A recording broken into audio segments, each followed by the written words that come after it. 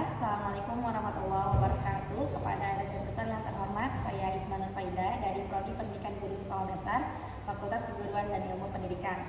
Alhamdulillah, pada kesempatan ini adalah tugas ketiga pada presentasi mata kuliah filsafat ilmu. Itu artinya adalah ini tugas terakhir di semester kedua ini.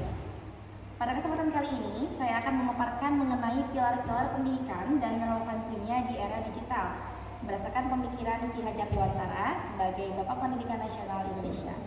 Pertama, kita perlu memahami makna pilar dalam konteks pendidikan. Pilar dapat diartikan sebagai dasar, fondasi, dan atau tiang penyangga yang memperkuat dan menjaga keberlangsungan sistem pendidikan tersebut. Sebagaimana sebuah bangunan memerlukan tiang yang kokoh agar tetap berdiri, pendidikan juga memerlukan nilai-nilai dasar yang menjadi pedoman dalam proses pembelajaran. Pilar pendidikan berfungsi sebagai arah dalam membentuk peserta didik yang tidak hanya cerdas secara akademik, tetapi juga memiliki karakter moral dan kemampuan sosial yang baik.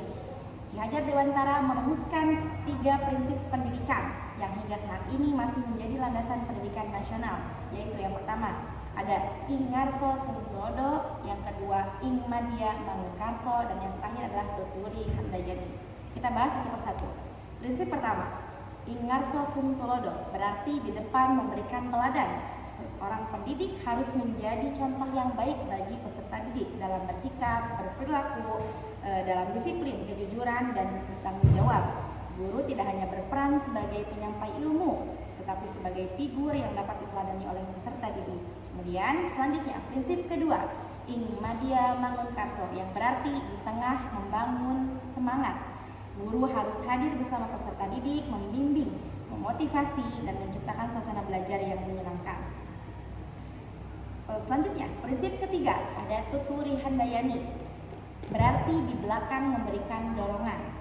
Setelah peserta didik berkembang secara mandiri, guru memberikan dukungan, kepercayaan agar mereka dapat mengeksplorasi kemampuan, kreativitas, serta tanggung jawab dalam belajar. Dalam era digital saat ini, prinsip-prinsip tersebut tetap relevan, bahkan semakin penting. Perkembangan teknologi telah mengubah cara belajar peserta didik melalui pembelajaran daring, penggunaan media sosial, kecerdasan buatan, dan berbagai sumber digital lainnya. Namun, kemajuan teknologi juga menghadirkan tantangan baru seperti penyebaran hoax, cyberbullying, rendahnya literasi digital, serta menurunnya interaksi sosial secara langsung. Oke, kita sambungkan antara ketiga prinsip Ki Hajar Dewantara tersebut dengan contoh di lapangannya, contoh penggunaannya. Yang pertama, prinsip Ing Ngarso Suntulodo relevan ketika guru memberikan contoh penggunaan teknologi secara bijak, bertanggung jawab, dan etis. Guru harus menunjukkan bagaimana memanfaatkan internet untuk mencari informasi yang valid. Kemudian, prinsip Ing Madya Mangunkarso terlihat ketika guru menciptakan pembelajaran digital yang interaktif melalui diskusi daring, proyek kolaboratif, dan penggunaan video pembelajaran.